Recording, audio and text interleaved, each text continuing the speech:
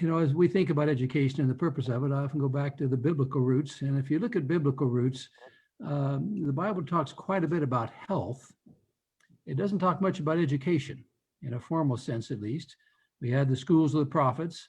We had, a few other references to that. Certainly there was a implication of learning and trying to show yourself upright and so on. But education was basically a family affair, a community affair, an informal affair, oral traditions and so on, passed down from generation to generation, but not a lot of biblical pedagogy on education. On health, there's a bit more. And let me just veer for just a second into that. There's a fair amount of instructions in the Bible on health. Some of them we consider pretty special. Some of them we somewhat discard today. But a way to guard against infectious disease and a variety of other things. If I come into Adventist world, and let me do that, let me talk about, in both cases, both health for a second and then into education. Health in the Adventist Church started at a personal health level. And Ellen White in the 1860s started having understanding about how to improve health. I visited several times a physician down in Orange County who created a drugstore of an 1880 era drugstore. Fascinating display. And you saw in there all the things that Ellen White spoke against: morphine, strychnine, all sorts of things that were the norm for the day that were used there that Ellen White spoke against. And in many respects, the Adventist health message rose up as a personal health message in contradistinction to what was happening at that point in time. And so we started off on a personal health level. Gradually, over the next 50 years, it became kind of a church thing: diet, rest, exercise, 8 simple remedies. We all kind of drifted into in the church sort of thing. I'm not going to talk about Loma Linda's background, but it's fascinating for me. 1909, the very year Loma Linda started its School of Medicine, was the year that Abraham Flexner, on behalf of the federal government, shut down half the medical schools in America because of poor quality. So right at the time that was happening and trying to get medical education up to a higher level, Loma Linda was starting its own with a very meager faculty, I must add. When it started in 1905, there were only 4 physicians on the faculty. There were a few more in 1909 when the medical school started. So we went to church practices, and then we got into medical education, health education of various things, and started producing professionals. And then finally, of course, only it's in the last 50 years really that we got into hospital systems. So when people talk about Adventist health, I typically say, well, to me, there's 4 parts of Adventist health. There's personal health, which we all can follow. There's church health programs, which still exist, everything from the old stop smoking plans to cooking schools and so on. There's the health professionals that are out there in many places on their own, practicing, doing their thing. And then there's the health systems, the hospital systems. And we often refer to that, but that's only one part of the health thing. So then let me come back to education, because that's really what I want to spend the time today and have been asked to talk about today. And as I've thought about this through the years, what is an Adventist educational pedagogy? Is there something unique? Is there something special that we can say this is our contribution to education? And if I can think through this, and some of you will have your own thoughts, back when I was growing up at least, and when many of you were, we were separate from the world. That was part of our educational philosophy. Come apart. Don't be polluted. Work in the country, live in the country, come apart from the world. And that was very much a part of the Adventist educational concepts back in 50, 60, 70 years ago. Another part of that was nature is God's second book. And I think while it's coming back somewhat now, there was a strong feeling that our schools needed to have an embodiment of nature in many different ways. We need to develop work skills that included gardening and nature and so on. We now talk about NDD, nature deficit disorder, where people don't have enough exposure to nature. And there's, I just got a email from one of our students a couple of days ago, wondering when Loma Linda is going to get into horticultural therapy, and recognizing the whole value of gardening, of being outdoors, of working in plants and trees and so on as an important part of who we are. I think another part of Adventist educational pedagogy was our work ethic, learning of practical skills. And for many of you, as with me, I mean, that was what we did back then. We learned all things. We learned to fix things. We learned to work outside, to play with things, to make our own playthings, to do a variety of things. And I think the final thing I would say is, because we were scattered all over with relatively small numbers, we weren't afraid to have small school size and multi-grade schools. And that was a part of the culture for many, many years in the Adventist Church. Lisa Kiddo from La Sierra has done some research on this and recognized that multi-grade schools actually have many benefits. I can remember very clearly teaching reading to younger kids, older kids reading to me, and so on, as part of the educational process in multi-grade schools. She makes a point that Adventist kids grow up with a better worldview than most, perhaps from Sabbath school and mission stories and other sorts of things. We have a different perspective that comes out. So in that context, I want to talk about my personal life a little bit as an example of this, and I think this will probably reflect where many of you are. I grew up in Troy, Idaho. Troy, Idaho, you can hardly find on a map, a little town of about 650 people, about 12 miles outside of Moscow, Idaho, which is the university town in northern Idaho, about 100 miles south of Coeur d'Alene that you all hear about. My dad was a classical country doctor. He and a friend of his, Omer Drury, some of you know the Drury name, he ran trips down the Salmon River for many years. The two of them were classical country doctors in Troy, Idaho. Little brick office building. I was by through there last summer and walked into the clinics. Now nurse practitioners there, no doctors anymore. But that's where they practice. They knew everybody in town. Everybody in town knew them. I can remember as a kid going and getting a haircut many times from the barber. Never knew you paid for him because he was just working off his bill to dad from having been seen at the clinic. And it was that kind of a community. Back in those days in Troy, in Idaho, I don't know if it's still true, you got your driver's license at age 14. They needed the boys on the farm to do work, to drive truck, to do all the things that young men would do back then.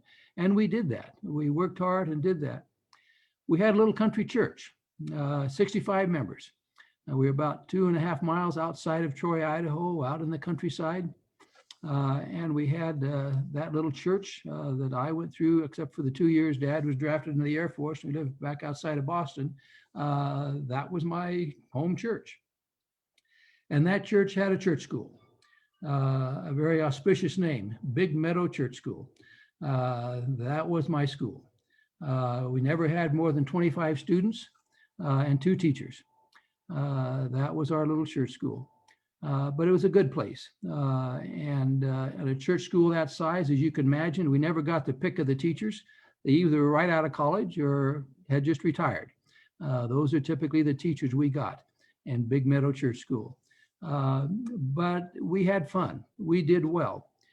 Now, I want to speak, though, to some of the things, and I was too young to know all the details on this, but when you have a church school with 2 teachers and 25 students, the financial support is a challenge, as you can imagine.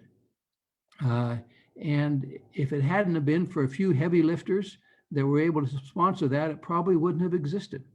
In fact, a few years after we left Troy, the church school closed, merged with Moscow, and that school struggled. So that whole process of how do you keep these schools open and going, even back then, there was a commitment to it. And I can remember conversations around the dinner table about some of our church members who had no ability to afford to send their kids to church school, but the rest of the church stepped in and said, no, we're going to do that. We're going to take care of them. And so on, no one was left out. Everybody was able to come. If you were in the church, you could come to church school and we'd take care of you. Never fat, never rich, never any fancy labs or anything else, but a lot of books, a lot of love, and a lot of care. We were insulated from the world. And as I look back, I wonder about that insulation. I was thinking the other day, I don't remember, other than one time, and I don't remember what it was for, ever stepping into the high school gym in Troy, Idaho. We were separate. We were outside. We didn't pollute ourselves. And I don't want to paint my parents or the community as rabid in any way, but that's just what we did. We lived separately. Now, Dad and those who worked in town obviously were known by everybody, but the Adventists had their own world. We'd go in at Christmas time to sing and do caroling, raise a bit of in-gathering money. But other than that, we more or less had a separate sort of life.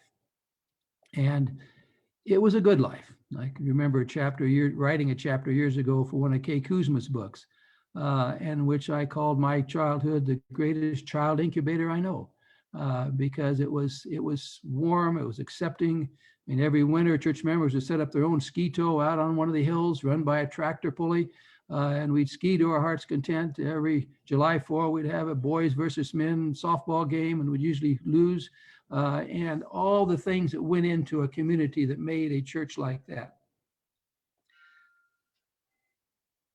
I had my bubble popped a little bit a couple of years ago. One Sabbath morning, I was hiking up Pisgah Peak, as I normally do, as I did this morning. And on the way back down, bumped into a friend that I had not seen for years. It happened to be growing up with me in Troy. One of those we had to sponsor through school.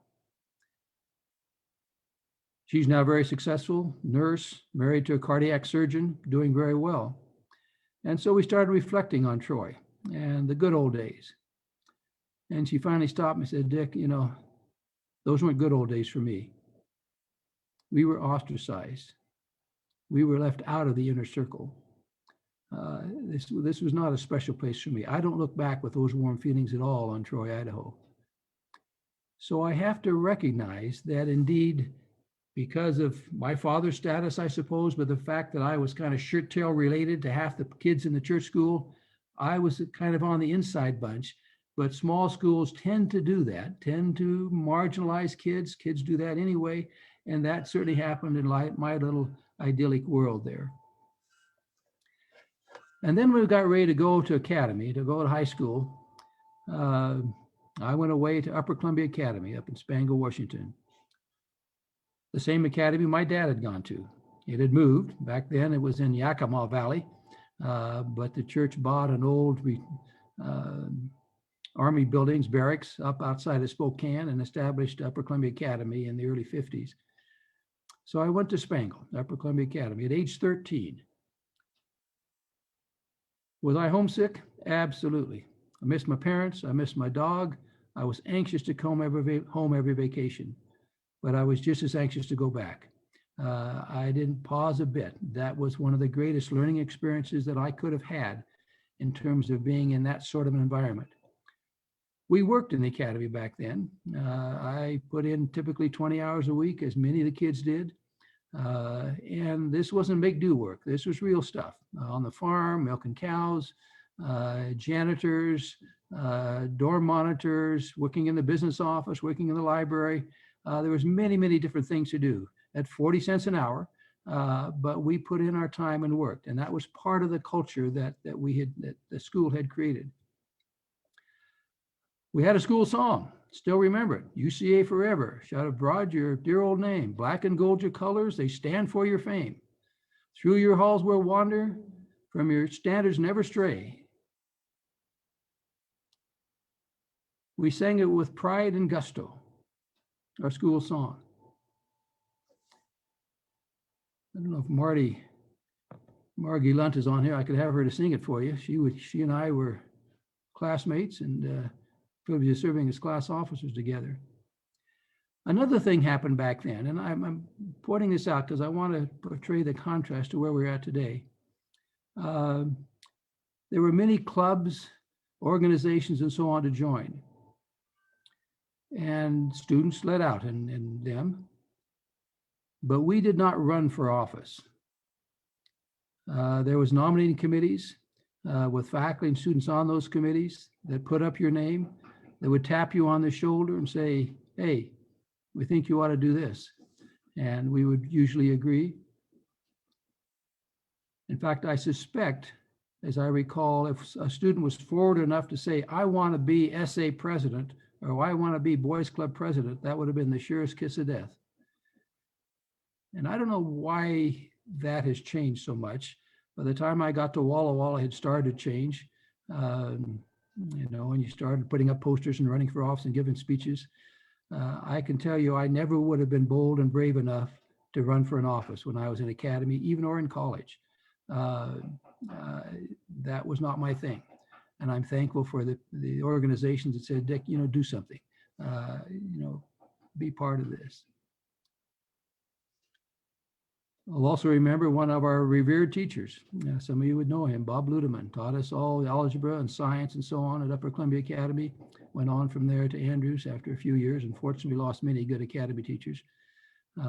Learned to run the slide rule from Bob Ludeman and all the things we did back then.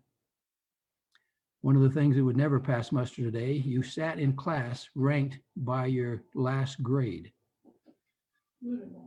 I never made the front row. I was always in the second or third or fourth row, as I recall. But that's the way it was back then. And there was a certain acceptance and pride of doing things like that as we kind of worked through that. One of the questions I want to get to when we move into discussion then is what happens in that kind of a setting? And I'm not going to go into college years, but I just wanted to share elementary and secondary school years. What is the balance between truth, as we espouse to have, and indoctrination? And is there a difference? And is that what's changed in our educational system? And I'll come back and struggle with that issue. I want to go to the side for just a second now and talk about global education in the church. And then I want to come back and talk about our challenges. Because much of what we knew in Adventist education in North America 50 years ago is now happening elsewhere in the world. Even as we face decline, everywhere else we're thriving. We now have 8,000 schools in the Adventist church, 8,000. 113 colleges and universities. We now have 7 medical schools in the Adventist church. Loma Linda, of course, being the original one, but then about 40, 50 years ago, Universidad de Montemorelos in Mexico came up. And then about 25 years ago, Universidad del Plata in Argentina came up. And then the last decade, Babcock University in Nigeria, Adventist University of the Philippines, who started a medical school, Universidad Peruana Union outside of Lima, Peru, started a medical school. And then just last month, Adventist University of Central Africa, Auka, in Kigali, Rwanda, has started a medical school. So we now have 7 medical schools in the church. There's 5 dental schools, I think. There's about 75 schools of nursing. So we have had a tremendous impact worldwide in our educational system. According to present count, there's 1.8 million students who study in Adventist schools every week. 1.8 million. And let me just say, because I want to come back and talk about this, the vast majority of those are not members of the Adventist church. In fact, we kind of call it a euphemism. When the proportion of Adventists gets too low, we call it a mission school. We're doing mission work. We're spreading the gospel. And yet we worry about that in this country when the Adventist proportion gets too low, that something is slipping. And yet around the world, most of our schools are teaching people from various faiths. And I would say a plug for those schools. Some of them are in very meager circumstances, as you can imagine. I mean, you're literally sitting on a rough board bench with a blackboard, and that's the school. And that they still produce good people. Many government leaders now around the world had their roots in Adventist education, and that stood us well when we've tried to do various other activities at this point in time. So that's where we are globally. But unfortunately, in North America, we are shrinking, and our Adventist educational system is in deep, deep trouble. Over the last 10 years, we have closed 256 primary and secondary schools in North America. 256 closed. Big Meadow Church School is closed. And when that happens, of course, then the feeder system that comes into our colleges and universities shrinks as well. And we, of course, lost one college now, Atlantic Union College. We got several more that are teetering on the edge, as you know. So we now talk about 13 colleges and universities in North America, but we're struggling to keep them going. So I want to share my screen at this point.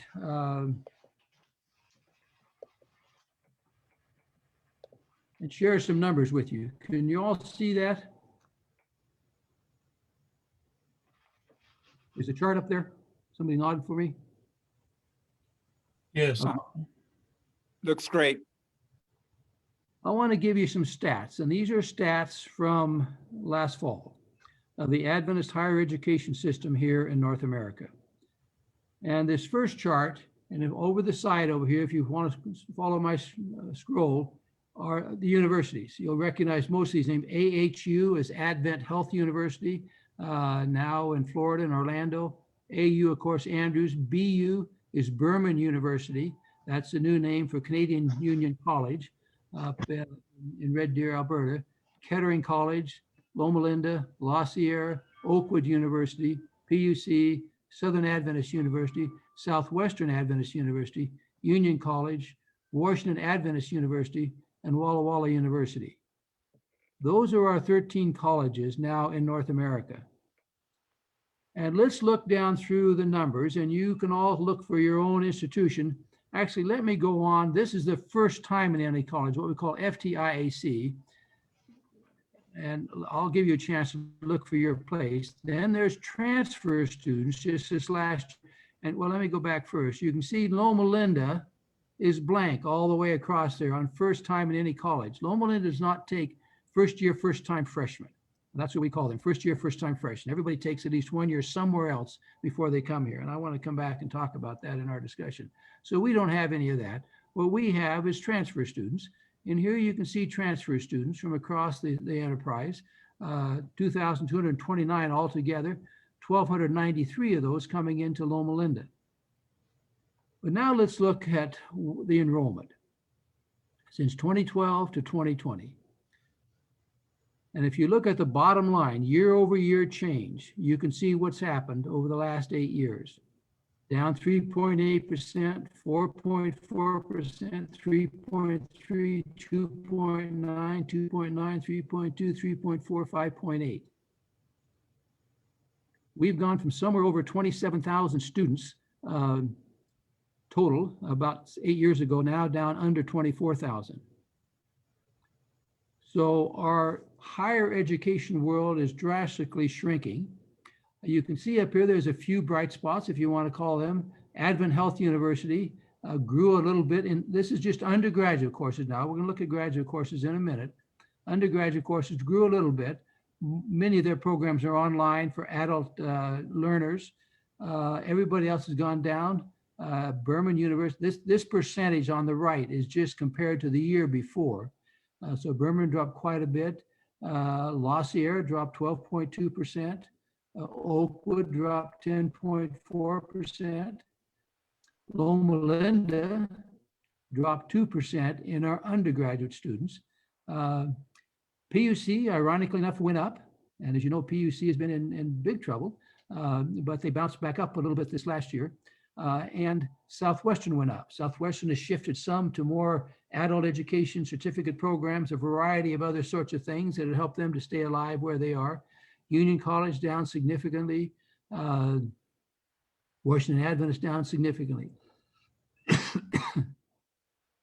If you look at graduate programs, the numbers are of course smaller.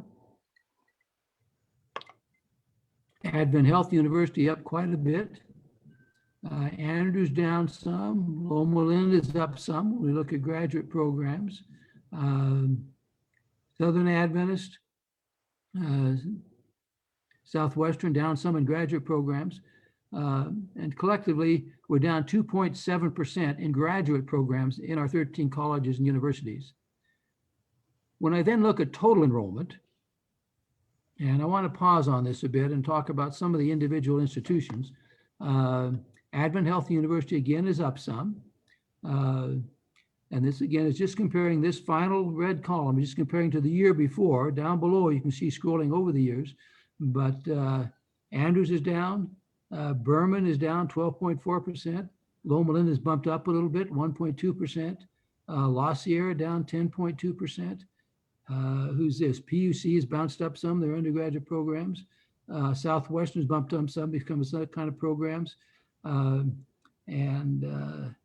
What is this? Washington Adventist University down fairly significantly. What does that mean? And it's good to see Dick Osborne on this. He has these answers he can share with us. Where is this going? And it's easy to see that if we continue on this curve, we're going to lose some more institutions. We're not going to survive. And as many of you know, PUC, I think, is down now to around 600 students or something like this year. There's a certain critical mass. It's hard to maintain faculty. It's hard to maintain services as we go forward. Let me go to one other chart, which is perhaps even more sobering, and campus demographics. So the same list of institutions, as they look at the top, percentage of female, percentage of male, the mean age, and percent Adventist. And then you can see the racial differentiation and so on across here. So let's look at this. Advent Health University, almost 80% female. Interesting. And that often implies women working, coming back and taking an advanced nursing degree or something like that. They have all health sciences program. But let's look at the Adventist. Advent Health University, 23% Adventist. Andrews, 86% Adventist. Berman, 75% Adventist. They aren't allowed to still collect racial information there. Kettering, 8.6% Adventist. Loma, 40% Adventist. We have been dropping about 1% a year for the last 10 years. And we look at that. We look at that a lot. One of the questions is, what's happening? And I'm going to get into that in a minute. But our pipeline is driving up. It took, when I applied to medicine from Walla Walla years ago, I never even thought about applying anywhere else. Never even, considered crossed my mind. Now, many students apply many places and make choices based on other factors. So the pipeline is drying up. There's less students coming out of our colleges. Our colleges have a higher proportion of non-Adventists. You can see overall, this surprised me, overall, we're now at 60% Adventist in our colleges and universities across North America. And you can scan up through there. I want to give you time to look at your own places where you are. We're gradually converting in some places to community institutions. La Sierra is kind of becoming a community college, more drive-in students. Washington Adventist is pretty much drive-in students, and that's sort of an ethos that is there. But even the old stalwarts are drifting down. Where's Southern Adventist University? 83% Adventist. I was amazed a week ago, I think the Calamasa Church letter came out, the Calamasa Church where we go, and showed all of the graduates from Calamasa and where they were going to college this fall. I think there was 20, 25 kids on the list. Calamasa kids growing up here. One was going to La Sierra, 2 to PUC, 2 or 3 to the UC systems of community colleges, and everybody else to Walla Walla or Southern. Those are the hot places right now in the church for our young people that want to stay in church education to go. And that says something, but and I don't have, I guess I didn't put on here the financial thing.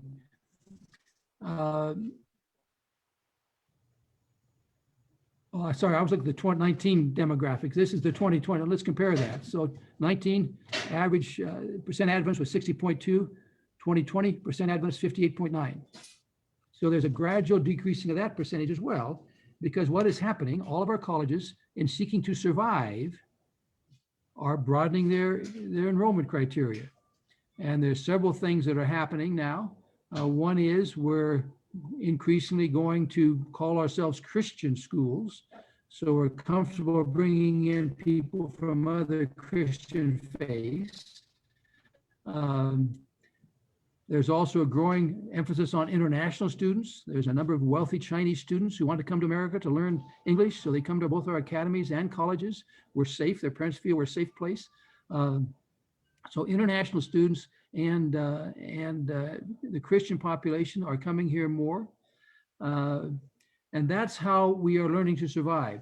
About, I think, 7 or 8 years ago now, maybe longer, the ACU, what we call ACU, Adventist Association of Colleges and Universities, the presidents get together regularly and said, we've got to find the Adventist kids that aren't coming from our academies. We're losing them. If they don't come through our academies, we're losing them. So we have launched a fairly aggressive marketing campaign.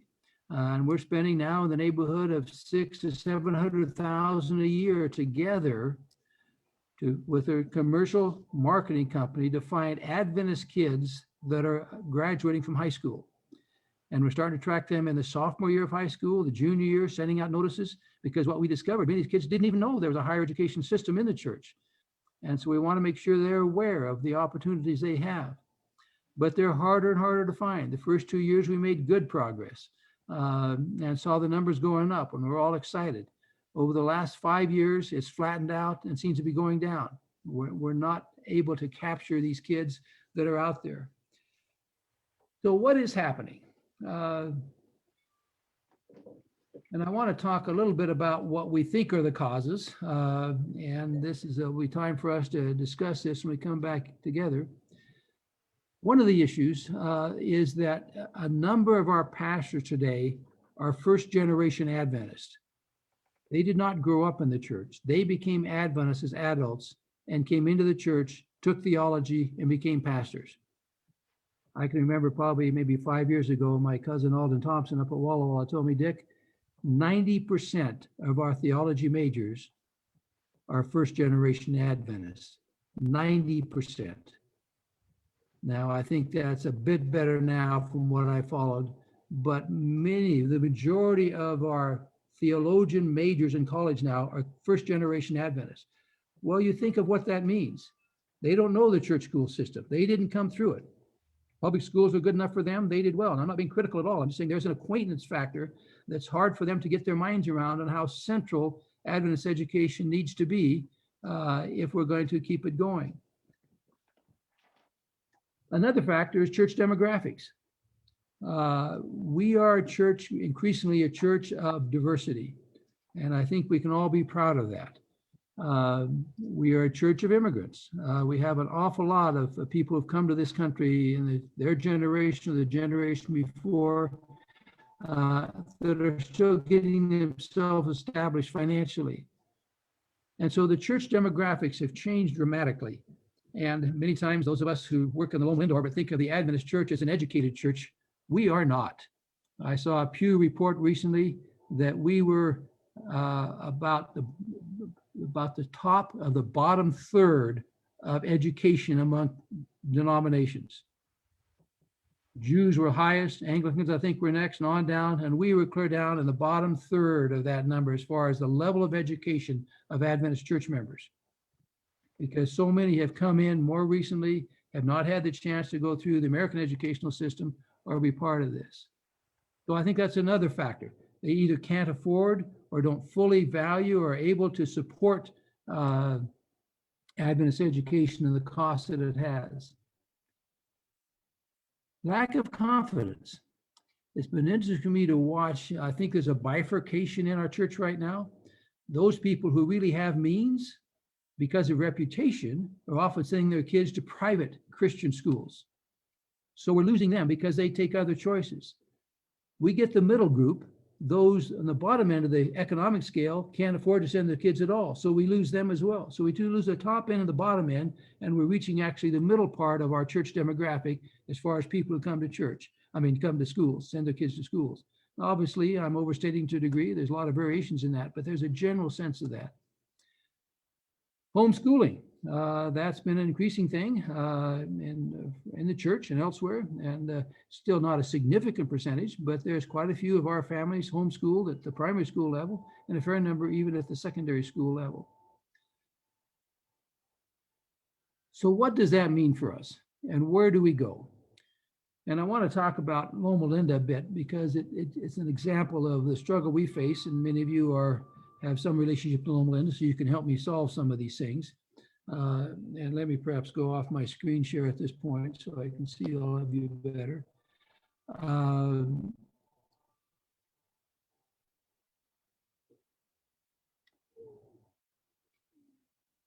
Loma Linda, we have about 4,500 students at this point, have had for the last few years.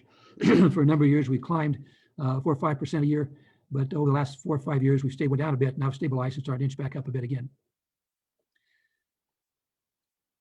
We're a general conference institution, so GC, we answer to them. They own us technically, so they're part of us. We're committed to training Adventist young people. And yet the challenge we face is that we can accept about 2,000, a little over 2,000, 2,100 students a year in our 8 schools. We get between 10 and 11,000 applicants, quality applicants, people that knock the socks off.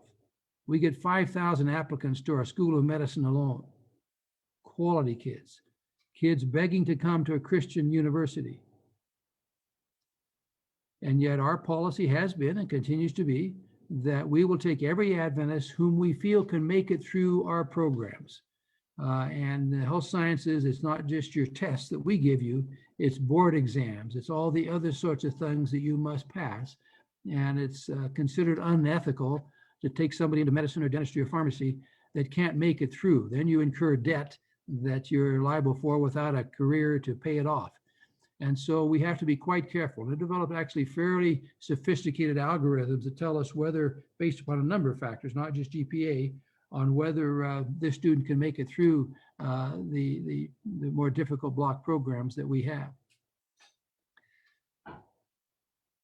So the question that we struggle with, and it's a big question, do we have the right strategy? Where will we find the Adventist kids? We're dropping 1% a year.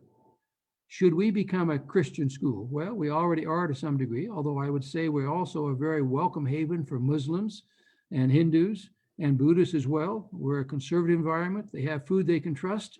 They like it here, and they thrive here. In fact, when we do surveys of our students, and we did one a couple of years ago now, the students that were most satisfied with Loma Linda's culture and experience, you know who they were? The Catholic kids. The largest group other than Adventists are Catholics, and they were the most satisfied. And the Muslims are close behind.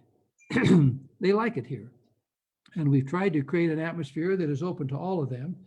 In fact, I could just comment on this. We have a huge diversity on our campus. Those you know our campus, you know we have all the way from the more conservative strain, a group that calls themselves Advent Hope that meets in the big amphitheater on a Sabbath with a full crowd, all the way over to what I refer to as the happy clappy ones with their songs and all the things that they do in the wide spectrum. And I say, bless them all. We want to be welcome to all of them, absolutely. And a lot of, there's something like 25 Adventist churches within 5 miles of Loma Linda, including all of the ethnic groups and so on. And so our students scatter out everywhere. But the critical thing to me is that they learn the concept of worship. And so we try to do that. We keep chapel being compulsory, regardless of how much religion background you may have had. We think it's an important part of who we are and kind of setting that up. But some of our questions then are, as I look at this saying, we're getting, if I try to prognosticate into the future, we're getting fewer and fewer elementary and secondary schools. And I think that trend is going to continue. If I were to guess, we're going to end up with a few large, mainly day academies over the next decade or two that will cater to the Adventist populations that were within driving distance. But there's more and more struggles with smaller, particularly smaller communities, rural schools, smaller churches, and so on. My guess would be we'll go down to maybe 5 to 7 colleges and universities in the Adventist Church. We're looking now at ways to link together. Is there some sort of affiliation or collaboration or way we can prop each other up? And is that the way we ought to go, is try to have maybe 5 universities, but 15 campuses or some other variation of that? Obviously, COVID and online learning has impacted all of us. And so we've all, faster than we wanted, learned how to do online learning and spending a lot of energy and trying to learn how to do it well. The question, of course, that comes up is, how do you put in your value added pieces? How do you teach core values online? My personal belief is that there is no substitute for confronting human need as far as learning professional skills. And so Loma Linda is replete with that. We have many, many different programs where students are often required, they volunteer to be part of some sort of community activity or international activities and so on. The concerns we have, and let me just be very frank with you. We could solve our Adventist problem by one simple move. Open up undergraduate pre-professional programs. If Loma Linda were to start a bachelor's degree in pre-professional, the majority, I'm postulating now, but the majority of Adventist kids who want to get into medicine or dentistry would come to Loma Linda for their undergraduate program. They would assume they would have an inside track if they did that here at Loma Linda. So we have wrestled with that issue off and on for years, as long as I can remember. If we were to start that and we would pull in Adventist kids, I'm confident of that, we would bolster our own enrollment, we would increase our Adventist percentage, but what would that do to the Adventist system? And my personal belief is that could easily capsize 3 or 4 of our colleges if we pulled out half of their science majors. Now, I may be arrogant in thinking that they would want to come to Loma Linda, but the passion to get into high-end professional programs is strong enough. My belief is that that's exactly what would happen. And we would capsize some of the ones that feed us the most, PUC, Walla Walla, even La Sierra. It would certainly put a huge dent in their enrollment if we did that. So we've held back and we said, no, let's don't do that. Let's try to figure out ways to strengthen their programs, even though in the process, we're losing our Adventist proportionality and struggling harder to find Adventist kids. I want to wrap up by sharing one other experiment that we've been on, and then I think we'll take a break. I think I saw Dave on here someplace. He can control this thing. As we've looked at this, the question that we've struggled with a bit is there some way Loma Linda can use its reputation, its influence to help our other schools? And we have talked with our college and university some, and they had some interest, although not as much as I would have hoped. And so we started 10 years ago a program we call EXCEED, Excellence in Science Experiential Education. And this was funded generously by a $5 million grant from Tom Zapara to start. We've now more or less absorbed it into our own cost centers. And so for the last 10 years, except for last year, it went virtual, we brought 100 academy and elementary school science teachers onto our campus for a week. We coached them in educational methodology, gave them new tools for teaching, exposed them to our researchers, exposed them to our skills lab. We gave them a huge shot in the arm, and it was deeply appreciated by all of them. Several years we've invited their pastors from their churches to come as well, and some of them have come, although not nearly as many as I had hoped. Some of the educational leaders have come. So we've put through over 1,000 people like this now. Last year we had to do it virtually, so we opened it up to the world and had about 700 teachers from around the world taking part in this. Now, having been exposed to this stuff for quite a few years, I'm sure we taught them some valuable things.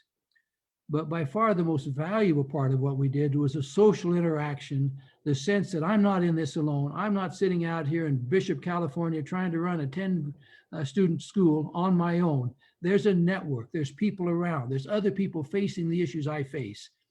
And that's been hugely motivational to these teachers. We've given some of them small grants. They've embarked on various projects of various kinds because there's still a strong belief among many that there's something very valuable in traditional Adventist education. We're now trying to figure out where to go next with Exceed. We've been working on it recently again. We'll probably still have to stay virtual this summer, but can we push it out? We now have trained a significant portion of the government teachers in Jamaica have come through Exceed. The Oregon Conference sponsored all of their teachers to come down through Exceed. So there's value in what we're doing, but how do we spread it and replicate it? And one of the questions that we struggled with is, okay, now should we somehow let let me pick Lodi Academy in Central California. Should we let them market themselves as Loma Linda affiliated? They've had 3 or 4 teachers through Exceed. We've pushed materials out to them. Should we say, okay, if there's advantage to you, you can now call yourself Loma Linda affiliated? And again, I don't want to slip into arrogance here and think that we're the answer to the world. But is there some way that church members can know that their little school in the next town over has value and a reputation because it's part of a bigger system? It's part of something bigger than themselves that has value of some kind. So those are all thoughts that we're struggling with. Where do we push Exceed next? What do we do about undergraduate education at Loma Linda? Should we bite the bullet and start, a bachelor's degree in public health practice that leads to pre-professional degrees? It would be an easy thing to do. And it's very tempting, I can tell you. And yet I worry of what it would do to our other schools if we were to start something like that. So with that, let me wrap up, Dave. And I guess we take a break at this point in time, and then we can come back in a few minutes, and I'll be glad to either put up the slides again if you want to see, have a chance to see your own schools or talk about these kind of issues. Dave? Wonderful. Thank you so much. And I'm not sure why you didn't get the link, and some people did, but I'm glad you finally were able to find this. Thank you. I was becoming a little uncertain as to whether we'd be blessed by your presence. So thank you very much for being here. I was panicking as well. Every other week I'd got it, but somehow this week I couldn't find it. So yeah. Okay. For the group, Dr. Hart mentioned 4 factors that our pastors are now often not people who come through our educational system. Secondly, that the demographics of the church are changing or have changed. Thirdly, a lack of confidence in some of our institutions. And fourth, homeschooling. Now, I thought of 3 things that are probably tucked into the first 4, but I wonder if they might be made more explicit. One of them is the cost. It's very expensive to go to an Adventist school.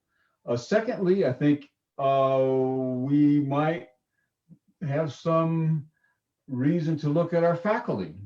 I'm not sure that all of our faculty are of the best caliber, and I think some of our faculty are not sure why they're on an Adventist campus or even why they want to be Adventist. And I think that that's a challenge for us. And then you did mention that value added factor. What would justify my child going to Loma Linda or La Sierra rather than to the UC system when the UC system's happy to pay their way plus room and board for the whole time? So unless our schools have something really special to offer, I wonder whether young people would come here. Finally, these schools were started to prepare people for denominational service, and they branched out to have a much wider appeal to Adventists, and now probably to those who are Christians but not Adventists, but then even further to those who aren't Christians, like Muslims and Buddhists and so forth.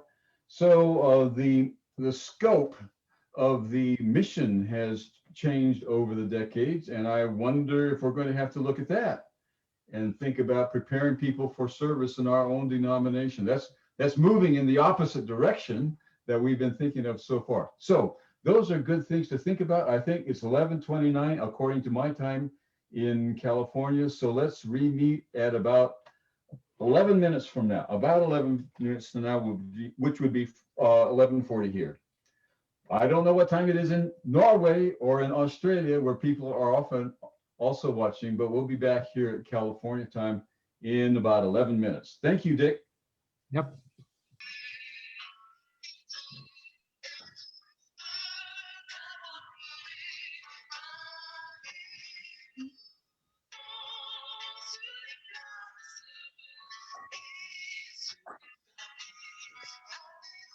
Well, it's 11:40 and or so.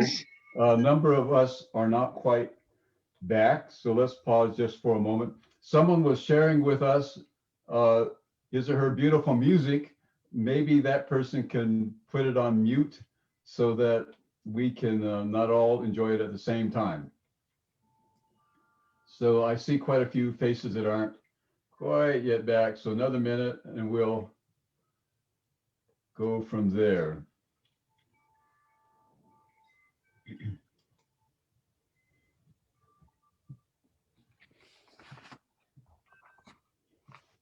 Good to see some old friends on here. I should have asked Margie Lunt to sing the school song for you. She could have done that. And Henry Lamberton as well. It's not too late, Dr. Hart. I don't think we're up for it, Dick. Yeah. Why don't we begin by making sure we have everybody on Bronwyn's list? Bronwyn, would you mind reading what you have? And then let's see if there's anyone else we need to add. Yes, I have Danilo Boscovich, Bob Ford, Dick Osborne, and Ed Turner. I also have Peter Okay, and Dick Osborne, got that. and you got Ed Turner? Yes. Okay, is there anyone else we need to, you got Dick Osborne. Yes. I'm just repeating you, I'm sorry. Okay, others can join in subsequently. I'd like to be put on the list way down at the bottom, if that's possible. Okay. Okay, who's the first? Well, I'm going to start with a question that was written in for Dr. Hart. Would it be possible to get an email of the stats that you showed of the Adventist schools? It's public information. I think it's put out each year, sure. I can send that, I can forward that to whoever wants it. My email address, if you write to just rhart@lou.edu, and I'll be glad to forward that on. Let me just comment the questions that came up right at the end. Dave was right, cost is a factor, and I had it on my list and somehow oversaw it. One of the things some places are doing, in my old school, I'm proud of them, a group of my generation has now formed what they're calling Foundation One, seeking to raise an endowment for the school that can subsidize tuition costs. They're up to about $3 million, I think now. And while that may be small by Loma Linda standards, why that's big for a small school, it points out one of the issues, frankly. For some years, those of us who are alumni struggled between, do we donate to the school or do we donate to Foundation One? Because they were kind of both competing for a dollar. But now they finally integrated and working together, and that feels much better. And so they're seeking to not only subsidize students, but also build up an endowment for the future. Thank you. Danilo Boscovich.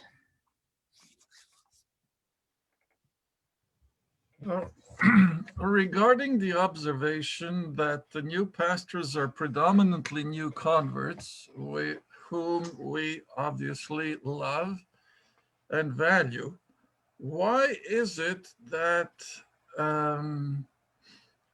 shall we say, a second generation Adventist is not as likely to consider pastoring as a career choice? How is it possible that our Adventist education that has such strong emphasis on theological understanding and rigor does not seem to somehow work to produce people who would also have a sense of calling for pastoring as a life's calling. And that brings me to my second question, and that is, how do we determine the meaning of success? At what point have we decided what represents success in our lives and how we pursue that?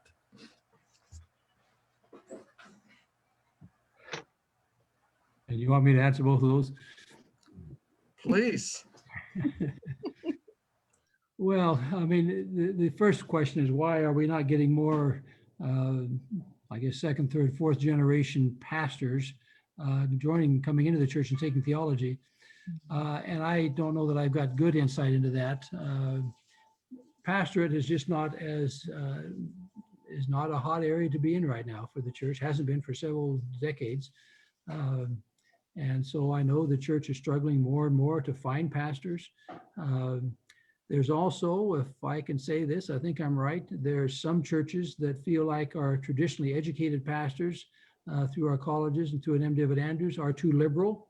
And so they're seeking to find people from outside that stream that is more inclined to be in sync with the theology of the local church. But I don't know, you know, I think we can be grateful that we got first generation people that want to be pastors, but the second, third, and fourth generation folk are just not, this is not as hot a career. I mean, business, sciences, engineering, there's a lot of other things now that our young people are going into rather than being pastors. And that's a general trend within the church. As far as what is success, I mean, you know, I'm sure that has many, many answers. I don't think size is success, and we struggle with that here at Loma Linda somewhat. I mean, I think if I can again refer to the Loma experience, one of the things that we try to look at is what brings meaning to your career. That would seem to be a fairly significant factor in success. It's not financial. But what makes you at the end of the day say, I did something, I made the world a better place.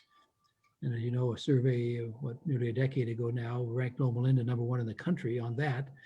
That's a little bit of an unfair advantage because we are health professionals. And so by nature, health professionals probably drift a little bit more towards that sort of inkling than others. Yeah, I don't know what, I'm sure there's many different variations of success. Yeah, and I see Henry's comment. That's true. Many churches, this is not alone. The Catholic Church can hardly find priests anymore. Many churches are struggling to find pastors for their churches. So this is not a unique Adventist thing at all. Thank you, Dr. Hart. I'm going to read the list I have so you know where you are on the list. Bob Ford, followed by Dick Osborne, followed by Ed Turner, then Peter Chimperu, Ted Lefteroff, Roger Dunder, and then David, unless somebody else adds their name. And once you have, okay, got you, Ron. Once you have asked your question, would you mind removing your hand from the screen? Thank you. And people may want to have a follow-up. Yes. Okay. That's why I need the hands down after the first question. Bob Ford. Morning, Dick. Good to hear from you. Morning. Can you hear me okay? I can, yep. I'd like to, a broader question, having taught both outside and inside the Adventist system, one of the things that I wonder about our colleges, those that can survive or not, and then particularly how it relates to Loma Linda, is the whole, the realm or the role of liberal education, the liberal arts. It seems to me that I've heard before, and I think it's supported by the statistics, that a better scientist, a better doctor, a better dentist, a better physical therapist is someone that has also been exposed to a broader liberal arts training that teaches good critical thinking, that exposes them to more than just technical. I'm not saying that medicine is just technical, but do we run the risk of creating highly specialized technical people who don't have the broader worldview that can deal with the complexities of society today, whether it be diversity, whether it be politics, whether it be understanding the difference between truth and fact, and a lot of the things that are really affecting our whole culture. Do we run the risk of creating people that do it? Now, is that a role that maybe the colleges that do survive could become better liberal arts colleges? I taught for a while in a small liberal arts college, Westminster College of Salt Lake City, that prided itself in creating people that, whether they became an engineer or a doctor or a business person, that they were broadly trained and knew how to think critically and so on. And maybe we need, your Exceed program, I think, was more at creating better science teachers, but what about creating better college teachers in general that can really create this kind of diverse liberal thinking, not liberal politically, but liberal thinking? Yeah. So that was one of my big questions. The second one, just to throw it in, if you get to it, on the international role, it seems to me with Zoom technology and with artificial intelligence, a lot of the trends that are going to change education, that we could create a better network worldwide, so we have access to faculty who are really from around the world that could be teaching classes and enhancing what we do to create, again, a person that really has a broader worldview. So thank you. Well, let me try to answer both of those, and I'm acutely aware of both issues. Actually, the U.S. educational system does a far better job of the liberal arts thing, because medicine in this country is built off 4 years of college generally. Mm-hmm. Most of the rest of the world follow the British or French system, where you go into medicine right after high school. So you look at our medical schools now elsewhere in the world, the Adventist schools and others, you take high school students and put them into the sciences. So they miss that 4 years of college. They get through sooner, but they miss that 4 years of college that I think is so important in the liberal arts and the ethical sort of decision-making that is there. So that is a factor, Bob. And I think it's extremely important that physicians or all health professionals have that kind of broad grounding, particularly with all the ethical questions that we face today.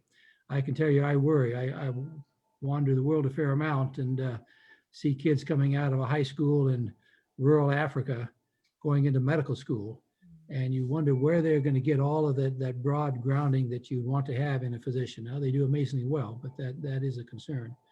And yeah, will technology change on this? Absolutely. I mean, in fact, some of our more popular courses now on online learning is from our School of Religion. They've mastered this thing fairly quickly and feel like they're getting that out. But I still worry about the value-added piece, the confronting human need piece, the whole issue of how that changes a person's perceptions and refines their core values. Yes, I'd agree. One of the tapes that Dave wanted us to look at in advance talked about the core missions of universities in general, and talked about teaching and learning, developing new knowledge, and then doing things for the common good. And it seems to me that Adventist education could really excel on that last part of reaching out for the common good, besides being, and that role, worldwide. How do we make that happen, particularly in an age of a pandemic and in the age of artificial intelligence and so on? So we've got some real challenges there. Another model, if I could just put this up at this point for the discussion, is the Mormon model. Right. Mormons have one university, one major university, and instead of having a secondary system and a college system, they plant their people around secular campuses and have various programs for them, and kind of hang on to their young people by having other services for them around secular campuses. And our church has done that to some degree, but with not a lot of success. Well, I shouldn't say that. I mean, the numbers are pretty small, but they've done that. But that's the Mormon model, and it seems to work fairly well for them. Yeah, I think you recall I taught at BYU for 5 years, and so I became quite aware of that system. And I was going to ask, is that maybe a long-term vision for, you know, if we had just 3 or 4 or 5 major liberal arts colleges that are strong across North America. But then if you had, you know, a way of increasing the students that are in community colleges but are at other universities to get integrated into Adventist service, Adventist education, just like the Mormon communities that they have around these big universities. I don't know. It would be a major long-term planning trend, but there are some advantages there, and it would deal with some of the financial issues as well, I believe. Yeah. May I jump in here Okay. with a question from Hugo Chinke on Facebook? It follows right up on Bob's comment. This is what Hugo says, wrote in. Why don't we consolidate our higher education system into 2 or 3 campuses maximum? Sell the real estate and use that money to fund and expand the fewer campuses. We can be more effective, such as the Mormons. They have one place of higher education. The next step is also to be more a missionary educational system rather than just an Adventist student-centered education. If we continue to wait and allow bureaucracy to stop what's better, we will be altogether too sorry. So that's right on Bob's comment. Do you want to elaborate further, Dick? Well, and that's talked about a fair amount, actually. The question is, every union in this country has a college, or used to have a college, and unions don't want to give up their college. And the question is, if you have a few major centers, would you get Adventist kids to travel there? Frankly, there's less and less evidence of that, that they would come. So they would probably, if you close local places, would there be even less Adventist students attending an Adventist institution overall? So we do sit on a lot of valuable real estate on PUC, incredibly valuable real estate. And yet the uprising from the alumni when the discussion came up about selling some of that was incredible. And so the whole balance of the tradition, I have the privilege, I guess I can call it that, on our board at Loma once a quarter, having either as a board member or as an invitee, all of the union presidents from across North America. So they listen to us talk about these things.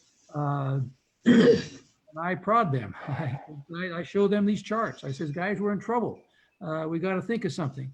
I don't want to criticize my colleagues, but the response is deafening because no one quite knows what to do. And so it kind of sits and everybody tries their own little thing, but we've not quite got to the point where we're willing to consider mergers of it to a significant degree, at least. There's some back office merging trying to take place, but there's not an easy plan. Dick Osborne, please. Hi, Dick. I appreciated the stats you were showing because I had not seen those. I was going to mention that our son, Trevin, was the executive pastor at Azure Hills. He's been hired by Southeastern California Conference to work on their issues. They're down about 800 students in their K-12 program. And so Sandy Roberts has asked him as a pastor to come in and try to figure out how to address that. There's so many areas I could talk about with you, but I want to just focus on one of those areas.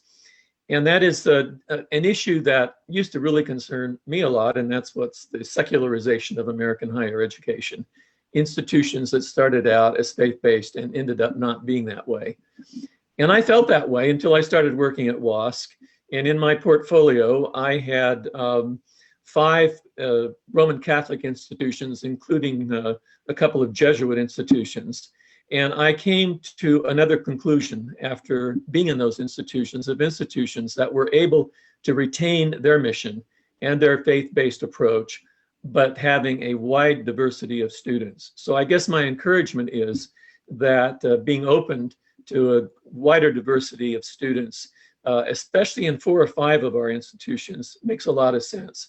I think it's easier for Loma Linda, Advent Health, Kettering, perhaps La Sierra, and Washington Adventist. When you have a residential situation, it's harder because of the rules that parents expect you to have and the culture that is embodied that is uncomfortable for students that come from other faith traditions. So let me just follow through on that to illustrate my point. I worked with the University of San Diego, one of the leading Catholic institutions. John Jenkins, president of Notre Dame, chaired 2 of my visits there, and it was interesting for me to hear him probing them on how they were keeping their Catholic mission. They're clearly known as a Catholic institution. University of San Francisco, where our daughter went to law school, one of my first visits after leaving the Adventist employment was to hear our team probe the board chair. How are you keeping your mission here, your Jesuit mission? And to have a board chair that could reel off 8 specific examples of them retaining their Catholic mission at that institution and city. I worked with Dominican University of California. I worked with Marymount, California, and then St. Mary's College of California, and then a bunch of Catholic seminaries as well. And again, to watch how they dealt with the mission issue and still retained their identity as Catholic institutions. I think it calls, and I have a whole talk that I've done at Sligo and PUC Sabbath School classes on redefining Adventist education, its purpose and its mission. So I think we should be open to that. I've shared with you, Dick, an example. Jeffrey Kwan, who's the president of Claremont School of Theology, an institution I worked with, United Methodist theologian, very prominently known in the church, talked to me about the fact that his daughter had decided that she wanted to go to Loma Linda Medical School. She had gone through Berkeley and had gone out and worked for a couple years, and then decided she wanted to go to medical school. And she wanted to go to a faith-based medical school. And she had chosen Loma Linda University. And it was interesting now for me to maintain contact with Jeffrey as he went to the parent meeting at the beginning of the year and being so impressed by Randy Roberts' sermon that was given to those parents, and how excited he was that his daughter was taking a class from Sigby Tonstad, and how much she was learning in this particular class, which made me realize that perhaps having more students from even Islamic backgrounds, from other backgrounds, Christian denominations, is not such a danger as I felt it was before I left denominational work. The whole idea that if you open up your employment base and your student base, you're going to end up secularizing. I think there are a lot of institutions that have done that. Another example would be Azusa Pacific. I've worked with them. Another university, I'm on the board of Los Angeles Pacific University, 3,000 students in a Christian-based online program. Cal Lutheran I worked with, Concordia University in Irvine. All of these have retained the mission of their institution. They've not lost it, but they've opened their doors and they still retain the mission. And I think you're doing that, even though you have a lot of non-members that are a part of your student body. So any comments, Dick, on what I've experienced? Well, thank you. And we actually deliberately double down on what we try to do missional because of the diversity on our campus. And, you know, let me clarify one of the stats, 40% Adventist. Actually, our School of Medicine is 75% Adventist and has maintained that percentage all the way along. So some of the more regional programs, the nursing, dental hygiene, and the allied health things have a higher proportion of other schools, but the Adventist proportion of medicine stays high. But we have become very deliberate because of that diversity on who we are in chapel, in religion classes, in campus activities, and so on. And I think that is the answer. One of the things you struggle with next, though, is the proportion of Adventist faculty. Is there a critical mass there? And how far can that drift before you start jeopardizing some of what you want to do? I read a fascinating article recently, you probably saw, in fact, I think maybe you sent it, Dick, to Gordon Beats, who then distributed, on the Baptist experience, on their number of Baptist universities drifting away from their church. And it's a long article, but a fascinating one, how so many of them, and it very much paralleled the Adventist experience, that the proportion of church subsidy kept going down and down and down. Some institutions started saying, well, the amount of subsidy ought to be equal to the influence you have on our board, the membership you have on our board. If you're giving us half as much, you get half as many board members as you did last time. So finally, they separated out entirely.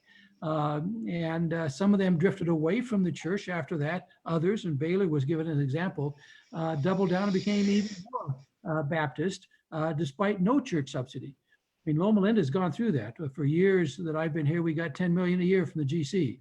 And then about probably 10 years ago, they cut it to 5 million. Now they're in the process of cutting it to 3.5 million.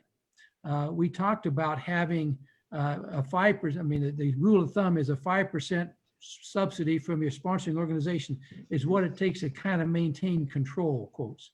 We're now down to 1%. And, you know, is that going to be a factor? Well, I'm pleased to say I don't think it is at Loma Linda. I think, frankly, if we got nothing, we would still have a very strong commitment to be Adventist. So they're not buying their influence. We're here because of who we are. But absolutely, I think all of our places have to increasingly double down on how to be who we want to be. If we're going to be a mission school, then we need to make sure we program appropriately. One comment that I thought about when Bob Ford mentioned Westminster College. I had a friend, Beth Dobkin, who was at the University of San Diego. They have a glass ceiling. If you're not Catholic, you can't go above a certain administrative level. And she had aspirations. She was like an associate provost. So she got hired by another Catholic institution, St. Mary's College of California, to be their provost because they didn't have the glass ceiling. St. Mary's is a Christian Brothers institution. They're all still 30 to 40 Christian Brothers living in the dormitories on that campus. If you can imagine what that's like for the students as well as the others that are on that campus. So I was with our team meeting with their board, and the board member was complaining that there were no Catholics in academic administration, Beth being the prime example. She's a non-practicing Jew. When another board member spoke up and said, "Let me tell you, brother," whatever his name was, that Beth knows and defends our mission better than any Catholic I know. She has since left, and she's now the president of Westminster in Salt Lake City. Well, we struggle with that all the time. I've been struggling with this last week. Appointment a chair of one of our departments who's been here with us for 20 years, who's very committed to our values, but isn't an Adventist. And you know, we've kind of had our glass ceiling be at the chair level of departments and above. But we don't always stick with that. It's hard to find all the kind of specialists you need. So it is an ongoing challenge. And clearly there are people that subscribe to your mission and hold to it better than we do ourselves. Thank you. Ed Turner, your turn. Thank you, Dr. Hart, for the presentation. Good to see you again. See you, Ed. And I learned a lot today. And one question I have, with all that you've presented, what impact is the current COVID, we've sort of been put on hold for a while. What do you see that's different after we get back to work? I don't think we're ever going to go back to the way we were, Ed. And we're talking about that a lot in education. In healthcare, about 40% of our visits are virtual now, and will probably stay that way. If you think about it, why do I go in and wait and park and everything else when I can see my doctor on my screen? I think education is going to stay that way a fair amount. Having said that, when we began into hybrid thing, there was a lot of students who wanted to come back, and they are back and do that. Of course, in the health sciences, there's a limit to how much you can do virtually. I mean, you do need to thump an abdomen and listen to a chest and a few other things. It's just very hard to do virtually. So we will always be tending to have more face-to-face kind of activities. But the COVID has changed all of us. I mean, for the last 2 or 3 decades, I've put on my 100,000 plus miles a year in airplanes. I've been on one airplane in the last year. Frankly, it feels good. So the whole committee structure, general conference itself, we've delayed it another year now to 22, but it's going down to just bare bones. GC committees run on virtual now, on Zoom. So I think there's going to be much less travel in the church in general, and I think education is going to be permanently impacted by what we've learned because of COVID. Yeah, and I also think, just one other comment, because of COVID, even prior to that, there's been an enormous shift in the church in terms of its liturgy. liturgical structure, how we do worship, the music we play and everything else. And that probably is a little confusing to someone looking to go into the ministry. What am I going into? Yeah. Not Yeah. there. Yeah, let me give you one other stat that I've also been struggling with this last week in this vein. Tithe in the church is held up amazingly well during COVID. Mission offerings has not. Because if you don't go to church, you tend not to give your offerings as much. And so the General Conference is having to pull back a significant number of missionary budgets. Any unfilled budget that hasn't been filled for a year or longer is now gone. Well, that starts hitting my world pretty hard, where we're trying to staff hospitals and schools and so on in various parts of the world. So there's that sort of a thing happening as well financially that is impacting the church. And one of my big fears, I mean, it's awful comfortable to watch church from my easy chair in front of the fireplace. How will we go back? We hear a lot of talk about going back, but my suspicion there's going to be a lot more watching from home that does impact the financial status of the church. Thank you. Can I comment on that briefly? In our conference here, in fact, we just announced in our little church here in St. George, Utah today, the conference budget has gone down dramatically because of this lack of the offering, a certain percentage. So what we've done as our church, and the whole conference is trying to do it, is to have each church dedicate a percentage of their general combined budget to go to the conference to make up the difference. But it means rethinking how we fund churches and how we fund conferences and so on. I don't want to get into this discussion here, but this may be the stimulus we need to streamline church bureaucracy in this country and get over the conference union structure and so on and go to some much more streamlined system. Absolutely, I agree. Yeah. Thank you. The next three are Peter Chimperu, Ted Lefteroff, and then Roger Dunder. Thank you, Dr. Hart, for your presentation that brought us some current information about what is happening in the Adventist system, but also some perfume from the past. I have a proposal and a question. We know that in the beginning in the Adventist system, the classical languages were part of the system. After a while, they were discarded. And I was thinking that for a medical student, for a law student, especially for medical and nursing students that are dealing with a vocabulary that in majority is Latin, they should have a course included as a prerequisite if they want to go into medical school or law school. That is my proposal. Well, thank you. Trying to put anything into curriculums anymore is very, very difficult. You are correct that there's a lot of Latins that are in medical sciences, but I can tell you trying to crowd stuff into curricula is tough business.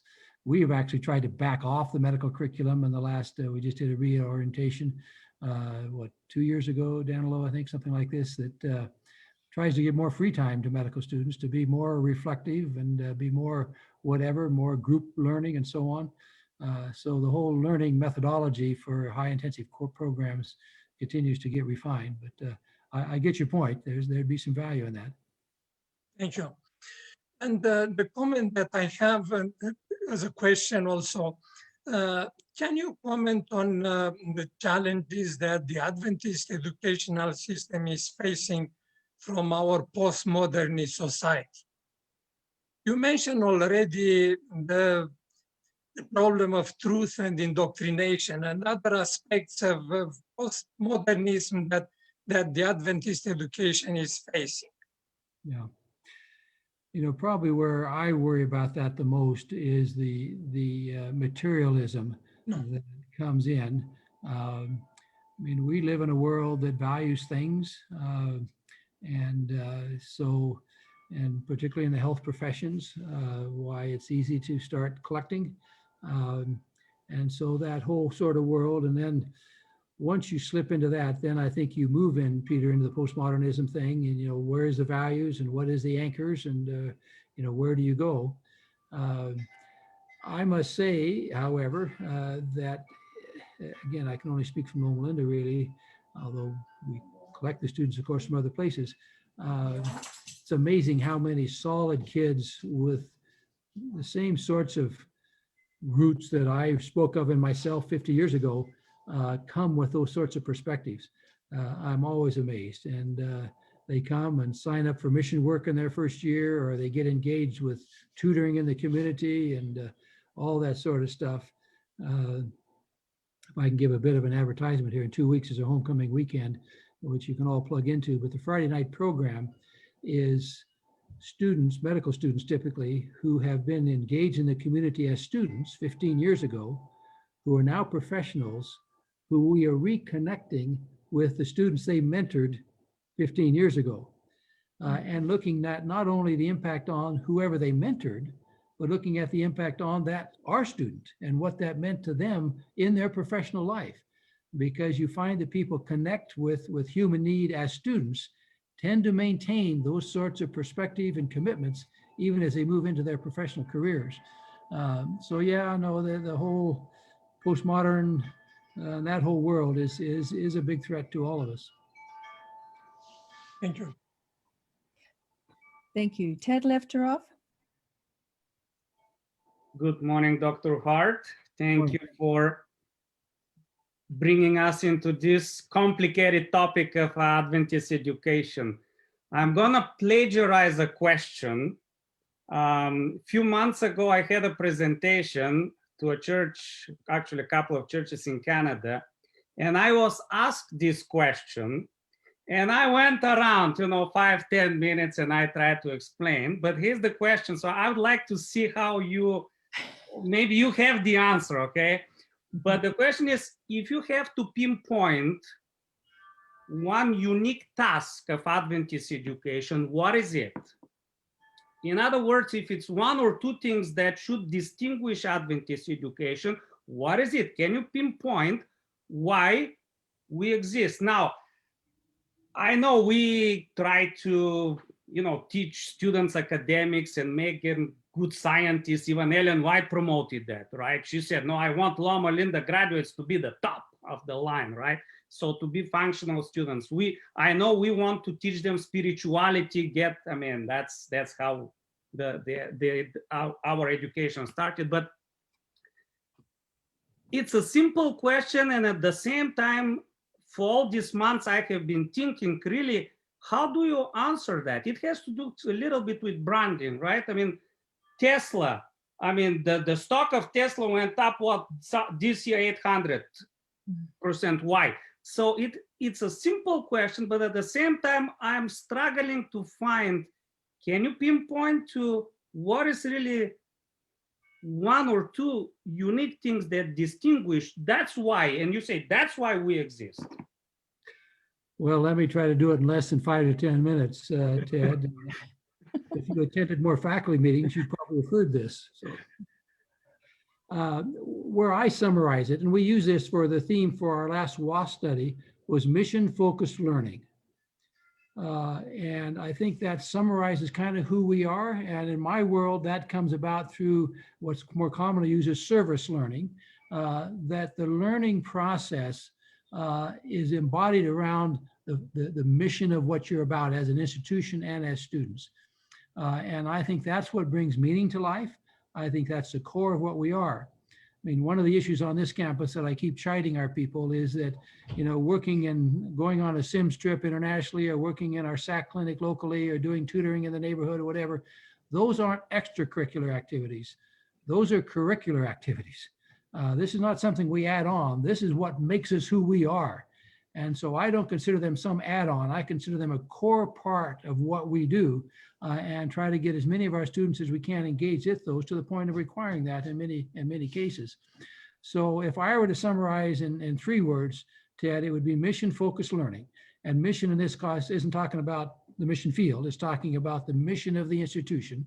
And obviously our motto to make man whole and our mission to continue the teaching and healing ministry of Jesus Christ is embodied in that. But that's how I respond to that when I get that question. And it's a legitimate question, but I feel like we're at least making a solid effort to get there. Thank you. Roger Thank you. Dunder.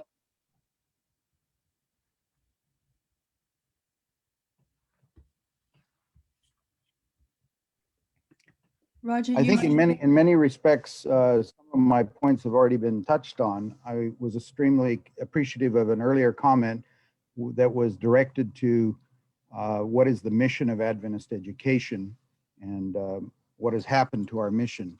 Now, I've worked in a variety of places. I'm currently the principal of Maxwell Adventist Academy. I was principal in Wisconsin Adventist Academy, and I've observed that it seems that the sense of mission has gradually been eroded. In other words, we don't, in educating, and I think, by the way, let me just divert. I think in the secondary level is largely where the problem of the tertiary education is coming from, because so many people at the secondary level are no longer, they don't see the value or the need for Adventist education. So I've observed that over time, this sense of mission has been eroded. Even at the university level, where I used to work as a business professor, seldom did I hear my colleagues ever talk about serving the church or using people's talents, for the students to use their talents to serve the Lord. It just didn't seem to be there. And I feel like this is one of the big problems, is that we are not mission focused as we should be. I think the whole idea of service that was just talked about is really part and parcel to that. It's a real dilemma. What do we do to bring back that sense of mission? Another thing, I'm just kind of making some comments, some observations. I did fundraising for Wisconsin, and I observed some shifts. And I don't know if anybody else has observed this. Our primary donors tended to be white. They tended to be older. And as time passed, the demographics of the school shifted more and more to be Hispanic. The white population went other places, and we got more and more Hispanic students who were, generally speaking, more challenged financially. They had a hard time to pay for their school. And in addition to that, the white donors, I think, began to look more and more at the school and say, wait a minute, this doesn't look like the school that we graduated from. Is this really our alma mater? Is this, they begin to see this shift. And as those older donors died off, we didn't find newer donors taking their places. So I would say that there is some disconnect. I wouldn't call it maybe necessarily racism, but there's a disconnect when donors see that the population in the schools don't look like the population that they remember. And so I'm wondering if anybody else has seen that. Are you sensing that as the country is diversified, we have more and more immigrants, we have people traveling from all over the world to come to our schools? Even at the secondary level, we see academies recruiting students from abroad. And as this is happening, I think the donors that have typically supported these schools are becoming a little bit disillusioned. So it's a combination of things in my mind. Sense of mission is being slowly lost, I believe. And then donors don't really see that the schools are like they remember. I don't know if anybody else has comments on those points, or if you've seen. Let me react in several ways. And yes, and thank you for taking care of Maxwell, one of my favorite schools. And I suspect, it's been a few years since I've been there, that the color of the skin on Maxwell has changed rather dramatically from when I worked in Africa. Very much. It's almost, we still have a lot of missionaries, but there again, the missionaries are different. Now we have missionaries going from one African division to another. So African missionaries to other African countries. And we have a lot of that. We have a lot of Filipino missionaries, not too many white missionaries. Yeah.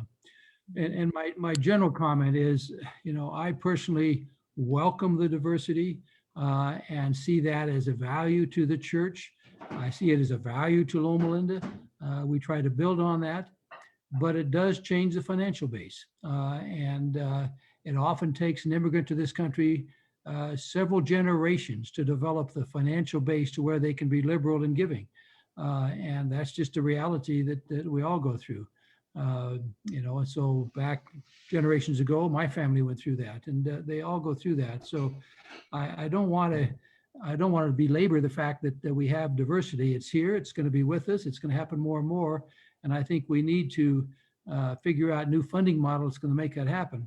Let me make one other general comment. One of the greatest travesties in this church, in my view, the greatest travesty, as we spend the least money on teachers to teach our most precious constituents, our children. And you think about that. The poorest people in this church are elementary and secondary school teachers. The poorest paid, worse than pastors. And yet we ask them we entrust our children to them. There's something wrong with that equation. I mean, these are the places where we need to be putting our best resources, and yet we've been unwilling to do that. Thank you. Maybe one other thing I just wanted to follow up. I think we need to really showcase students who have graduated from our institutions and gone on where mission is their primary focus, where they've dedicated their entire life to serving other people and to advancing the gospel. I won't mention any particular schools by name, but I can tell you that I observed where one professor was always promoting those people who got the highest degree, who went to the most prestigious institution, but never did they mention students who were, going as missionaries or who were working in underserved areas that, didn't get the spotlight on them so much. And I think this is a mistake. If we want mission to be our focus, then we need to put the spotlight on people who really have put everything on the line for the cause, Yeah. And I know that Dr. Hart, you are very much of the same mind, and thank you very much for that. I know some of what your work has been, but I feel like we don't really promote that which we say is important. We're not putting our money where our mouth is. Okay, I'll be quiet. Thank you. Those I have left on the list, Bonnie Dwyer, Ron Lawson, McKinley, Juan Sabate, and David Larson. Bonnie. Thank you. Thank you for a wonderful presentation, Dr. Hart. I just have many questions, but one comment about our sense of community within the church. Because we focus so much on personal salvation, I don't think we talk enough about the role of community for our Christian life. And if we had more emphasis from the churches about the importance of the community, then I think the importance of the school would come along with that. And I think our diversity ought to be a selling point. I think we ought to be as proud as we can be of the diversity that we have in our churches, in our schools. It is always refreshing to me, the variety of people that I worship with on a weekly basis that come from countries all over the world. And that I would never meet in any other way if it was not for church. And I think that that's just a fabulous aspect of Adventism that ought to be highlighted. And to Dr. Dunder's comment about donors, as we in the last year have talked significantly about social justice and how we can all, how we all want to address social justice issues within our communities and within our country. I think one of the ways to do that is to donate heavily to worthy student funds.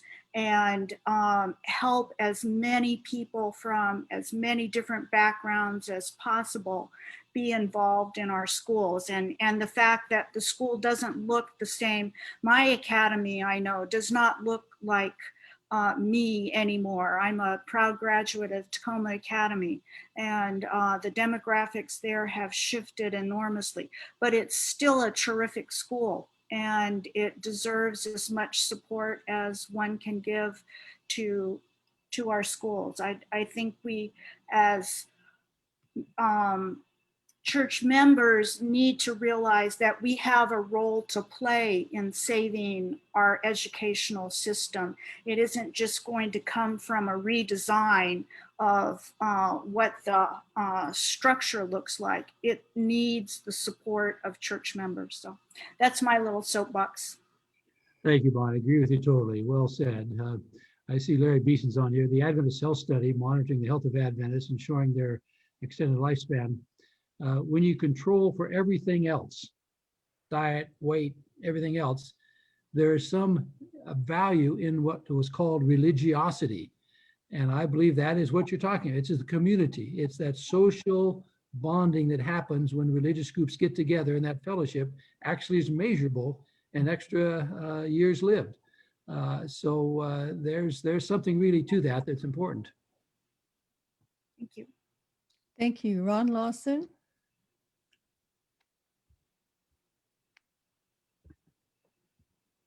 Greetings, Dr. Hart. Your comment that the ministry was not a hot area made me wonder to what extent medicine is these days for Adventists.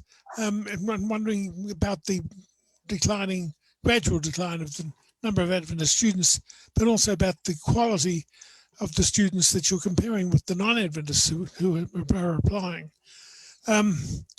Do we know much about the Adventists who are going elsewhere for medicine? I would also be very interested in knowing about the who you're attracting for the other programs at Loma Linda. To what extent are they attracting Adventists? Where are the Adventists going and where are they not going? Yeah. Okay, well, a couple of comments. I think the latest stats I remember hearing is that I think it was 17% of those who were accepted to Loma Linda did not come. And those were largely Adventists. I'm talking about the School of Medicine now, sorry, just the School of Medicine. 70% who were accepted did not come, have gone elsewhere.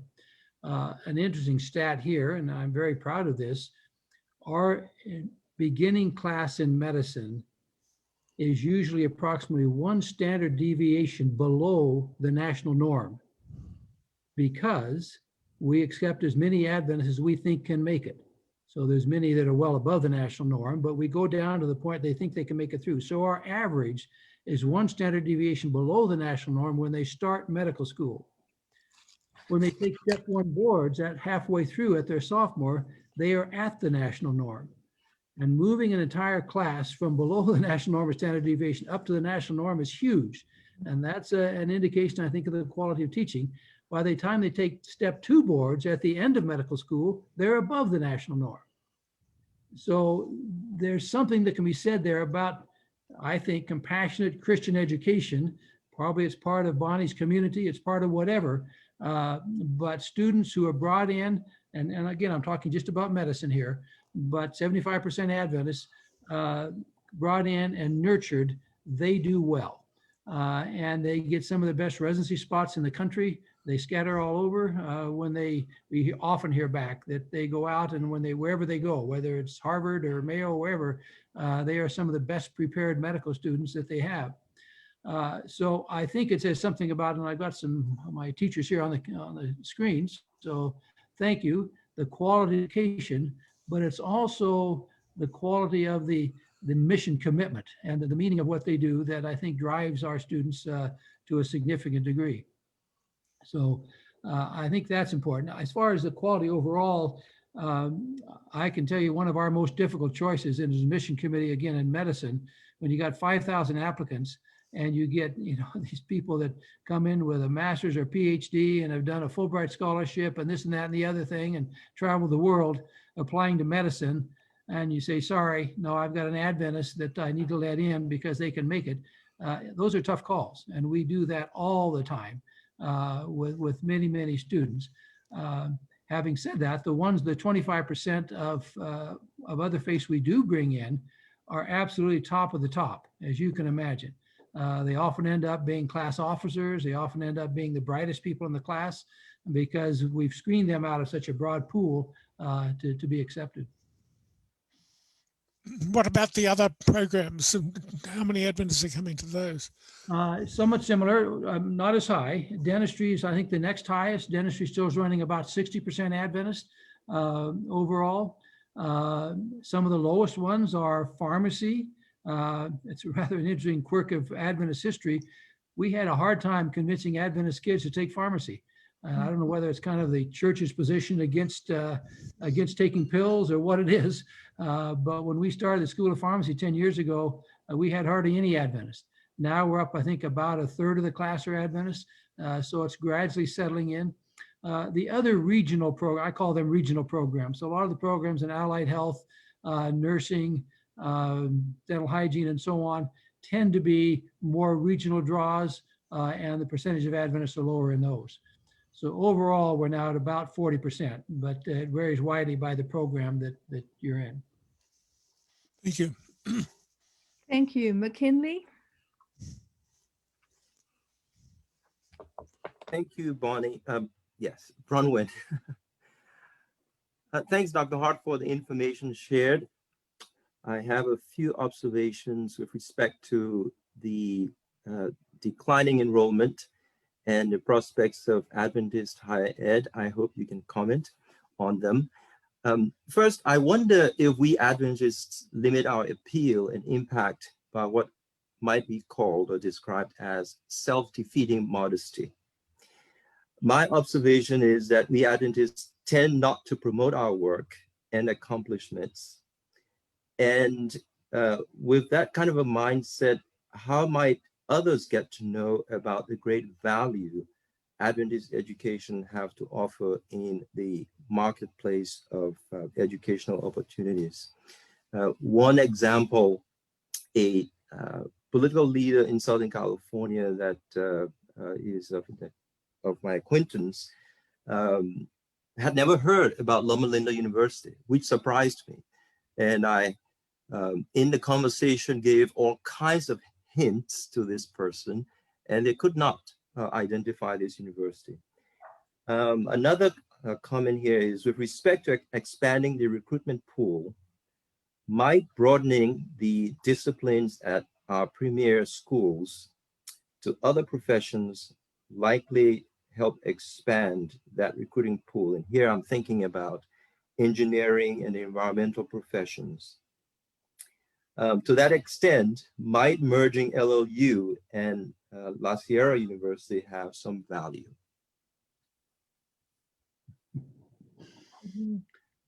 Well, we tried that once, and that president didn't survive. But I think what is interesting in medicine, and this has been true for some time now, it goes back to Bob Ford's comment, we encourage pre-med students to take liberal arts majors. We don't encourage them to just go into biology or chemistry or something like that. And it's amazing. I mean, we have musicians, we have historians, we have all sorts of different majors that come into to medicine. And so we encourage that. So you're absolutely right on that there is some value in that. Whether a merger with La Sierra would help that or not, I'm not sure, but we very much encourage that. As far as the modesty, one of our 7 core values is humility. We organized our core values, but we insisted on keeping humility as one of them. So we joke about this. We don't brag about ourselves too much, and we probably should, because it's not the Christian thing to do. Having said that, of course, we tend to get a fair amount of notoriety from what we do and from the hospital and so on. As some of you may have seen, we had Governor Gavin Newsom, Governor of California, come to visit our campus this last week with 24-hour notice to see our vaccination program in Branson Center. We're doing about 1,500 vaccines a day Andreessen Center for the community. And one of his comments as I talked with him was, it's because of who you people are that your students, in this particular case, it was nursing students in respiratory therapy that were down there doing doing vaccinations, and faculty, it's because of who you are that you do this sort of thing. So somewhere there's this perception that that a faith-based institution does have some unique characteristics that compel it to get involved with good things like that. And thank you. And that's exactly the point in your response to, I think it was Bonnie. You talked about compassionate Christian education having a value.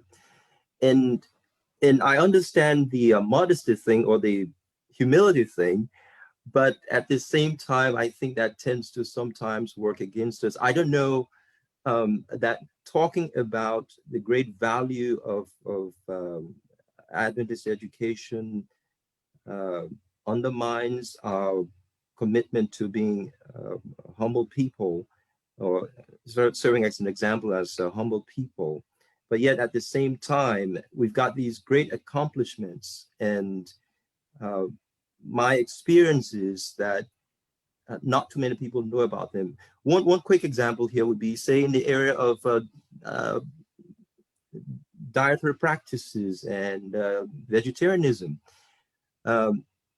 Today, we have many companies generating billions of dollars in value and revenue based on the plant-based diet. And yet, 100 years of Adventist experience and expertise in this area have not led to any notable Adventist institution, shall I say, exploiting or leveraging that knowledge to generate resources to expand the work of our institutions.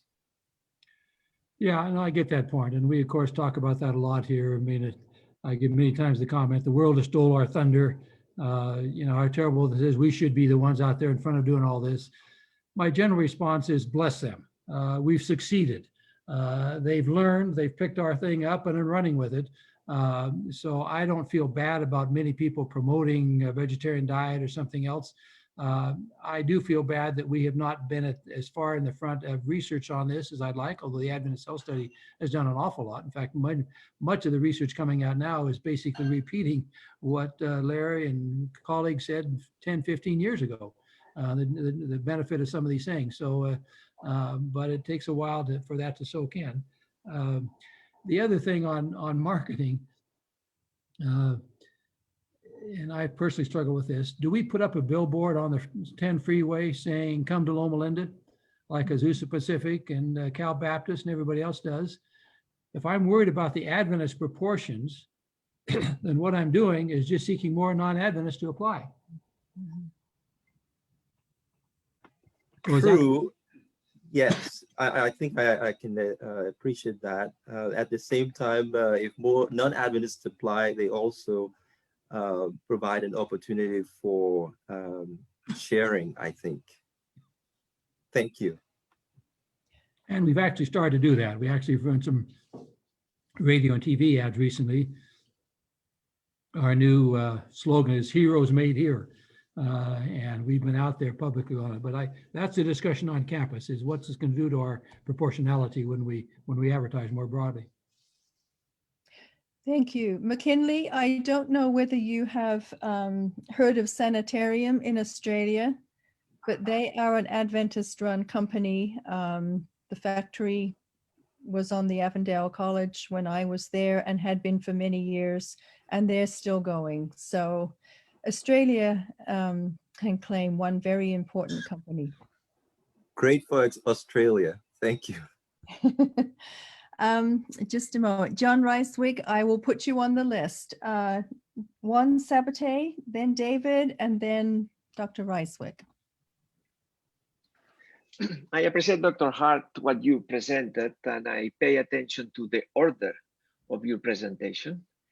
If I can use my own words, you started with foundational principles of Adventist education. You move into your autobiography. Then you presented the statistics, and then you explain some sociological reasons for these statistics.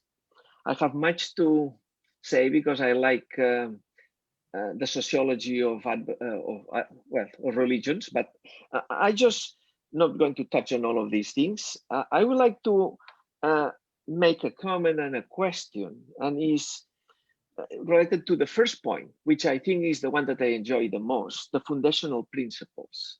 And at least the name that I would say was being small, close to nature, different from the rest, or different from the world.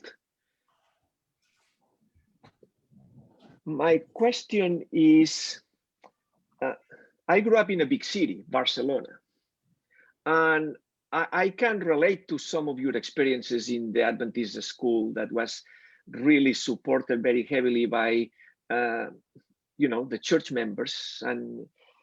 But most of Adventism, not only in United States, but in the rest of the world, has moved from, rural to suburban to urban. Even here in the States, I mean, there is the migrants and the immigrant newcomers are in cities and in huge metropolitan cities.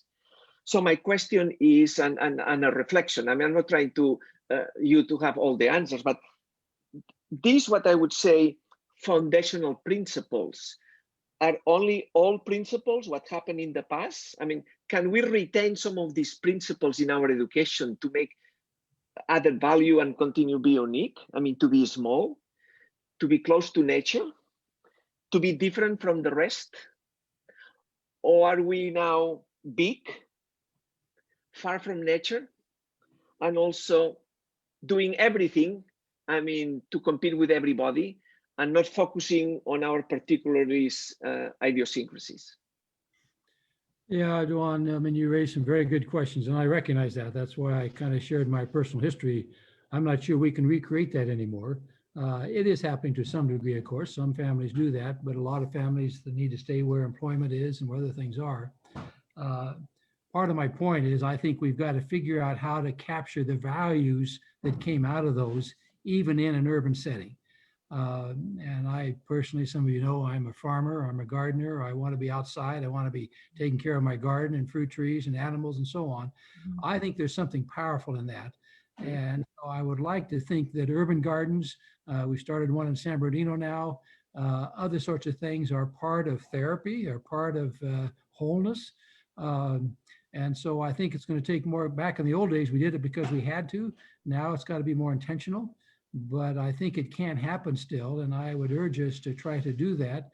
I mentioned a student that wrote me, I think it was one of your public health students, John, is horticultural therapy. And is there, we're getting ready to start a new addiction medicine program or residential program here. And should we be building a garden alongside and that whole sort of process? So yeah, no, I clearly admit that I was favored to grow up in an environment where that's the way it was. And recreating that is difficult, if not impossible, for many church members today. But I think there's still some principles out of that we need to try to emulate. Thank you. David? Please unmute.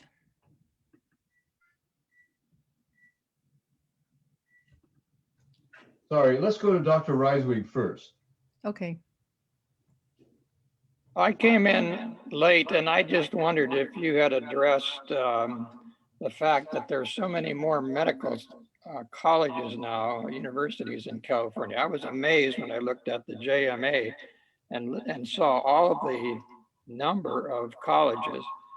Has that impacted Loma Linda in any way? And is there any liaison between Loma Linda and some of these other schools? Well, it's a valid question. So let me give a bit of history. So Loma Linda's medical school has been here since 1909. So what is that? 106 years, 7 years. About 25 years ago now, I think, the Western University of Health Sciences started in Pomona, a DO school. About 6 or 7 years ago, UCR started a medical school in Riverside. About 3 years ago, the CalMed is called, California Medical and Sciences, started a medical school in San Bernardino. Claremont is talking about starting a medical school in Loma. Kaiser has started a medical school in Pasadena. So yeah, we've got a lot of competition for medical schools. The challenge is, Dr. Rice, it's easy to put up classrooms and teach medical students. It's difficult to find clinical rotations and all the different things that you need. That's the limiting factor in medical schools. And because of what's happened around us, we're having to fight now to hang on to our rotation sites at Riverside County Hospital, now called Riverside University Health System. We've largely lost our training sites at San Bernardino County Hospital, now called Arrowhead. We're getting threatened on the VA hospital, where we have used for many years for medical students to go. So that's one of my reasons for wanting to hang on to the hospitals we have. We're building a new one, you know, that we're getting ready to open, but we've got 6 hospitals altogether now, counting Children's Hospital and the Surgical Center and the East Campus and Murrieta. And we need to hang on to those, not so much to have a hospital, but to have training sites, because that's going to be our biggest threat right now is finding training sites. Some of the medical schools, most of them, don't have hospitals. UCR doesn't have a hospital. Western doesn't have a hospital. CalMed doesn't have a hospital. So they all try to push their students into the ones that are out there. And I don't want to get too far into medical education, but one of the fears that's happening now, and it's starting to happen, we're having to start paying for student rotations. So the old Hippocratic world where you learn it and then you pass it on is going away, and we're having now start paying for students to rotate in different hospitals and different under different physicians. It's becoming a commercial business, and the hospitals, I mean the medical schools without hospitals, they still charge a high tuition. They don't have to run research. They don't run hospitals, so they turn around and use that tuition to buy rotations. And it's very tempting for a lot of places to say, okay, you know, Loma Linda, you don't pay me, they'll pay me. I'm going to take those students instead of yours. So that is the world we're in. And it is a challenging world that for medical education, certainly here in the Inland Empire. So we've got 4 medical schools now within, well, most of them within 10 minutes drive of Loma Linda. Is there any thought about going further east? I noticed you have a pediatrics clinic out in the desert, but. Yeah, one of the things, and actually I've got board meetings Monday and Tuesday, and we're rolling out a regional growth strategy. I apologize, Minnie, I'm getting too far into Loma Linda politics, but the biggest strength we have right now is not our hospitals, it's our doctors, faculty medical group. We've got 1,000 doctors in our faculty medical group. And they're specialists, subspecialists, good ones. And so many hospitals now want to contract with our specialists to provide services at their hospitals. And we're encouraging that because it tends to protect our referral base and so on. Let me just run through Loma Linda finances very quickly for those of you who have interest in this. So we run about a $3 billion budget now at Loma Linda. A little over 2.1 billion of that is the hospitals, the 6 hospitals. About 550 million of that, almost over $500 million, is the faculty medical group. 1,000 doctors. 300,000 of that is the university. And about 200 million of that, 300 million of that is the university. And about 200 million of that is our support services. So when I got a $3 billion budget, only 300 million of that 3 billion is the university, the educational part of this. So you can see the dynamics of what we're facing. And this is why I've been so anxious to have what we've called One Loma Linda, because the university, in my view, needs to be both the parent and the foundation. This is why the hospitals are here. This is why the doctors are here, is for education. Let's never lose that. If we become a health system with a university on the side, we've lost that. And that's the battle, frankly, that both Kettering and Florida face, is their health systems who've created universities. I'm hoping Loma Linda always will be a university that has created a health system and keeps that proportionality. And even though the business part of the university is smaller proportionally than it was. That was more than you wanted to know about Loma Linda politics.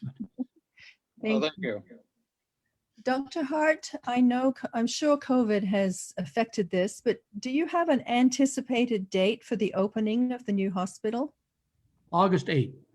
August 8th. Oh, We've locked that down now. We slid a little bit, but the current prediction is August 8th.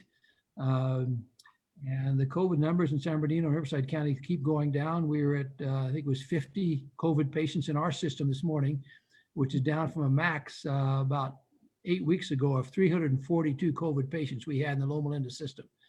We're now down to 50. I don't know if you heard the announcement on Friday, San Bernardino County has now opened primary schools in the county. So it looks like we're going over. Having said all that, there's now increasing predictions of another surge coming through with this new variant. Who knows will it last or not, but we got socked. We got socked hard by COVID patients. I mean, we were converting every room we had, and our little Murrieta Hospital, which has got 111 beds, but 6 of those are NICU and another 5 are maternity. So less than 100 adult beds. On December 30, they had 197 patients in that 90-some bed hospital. They had over 200% occupancy. All the regular patients plus all the COVID patients. So that's the issue. But hopefully it's going away, and we're up to about 10, pushing 11% immunizations in the country now. California is about the same. We're trying to get ahead of that here in San Bernardino County. thank you. David or Donna has her hand up also. Did you want? Let's hear from Donna. Okay, I think it's Donna. Ruth Christensen has her hand up as well, I've been seeing. So. Who is that, Dr. Hart? Christensen. Oh, thank you. So Donna? Or Jeff?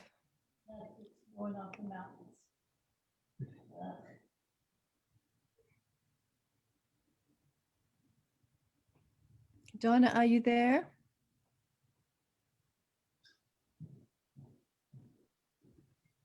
You need to unmute.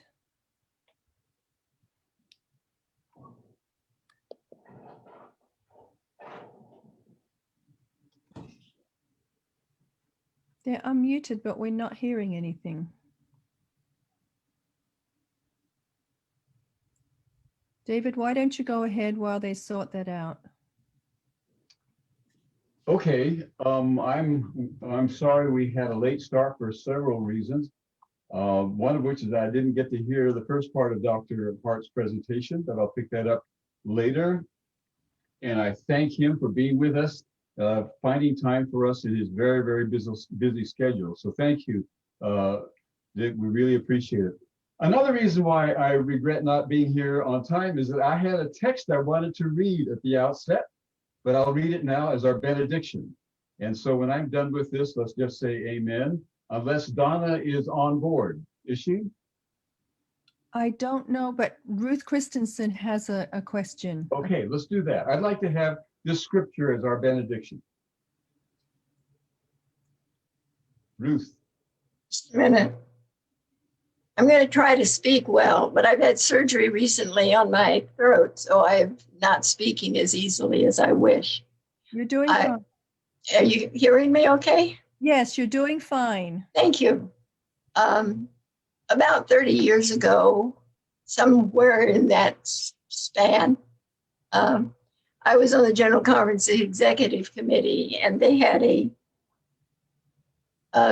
question about the mission statement that they were wanting to produce. At that time, I rose to question some of the things that they were using. I was told at that time that the mission statement, I along with some others, we questioned it. Anyway, we got into the committee meeting because they said that we all needed to join them. And it was almost all of the, well, it was 27 numbers of statements. And that was what they thought the mission statement was, to go out and preach that. They didn't mention any of the schools. They didn't mention any of the hospitals, the medical school. they didn't mention anything, but they had said that there was no reason that they should spend time with doing anything about it, because they had already spent hours and hours and hours doing something, and this wasn't important. And that was having a statement of, but we did be able to make some change, not enough to make me happy, but at least it was better. Also, I think when we talk about mission, maybe we need to have something. I mean, it's not all medical. This is obviously a medical group, and I appreciate that.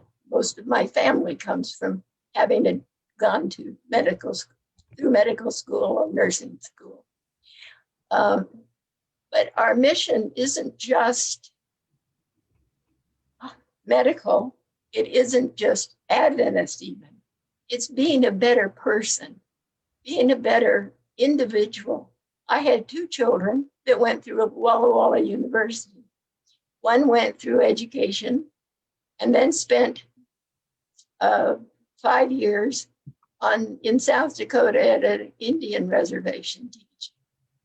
Another one went through the aviation program at Walla Walla and then became an individual who was in the Navy as a aviator. It's not a pilot, it's an aviator.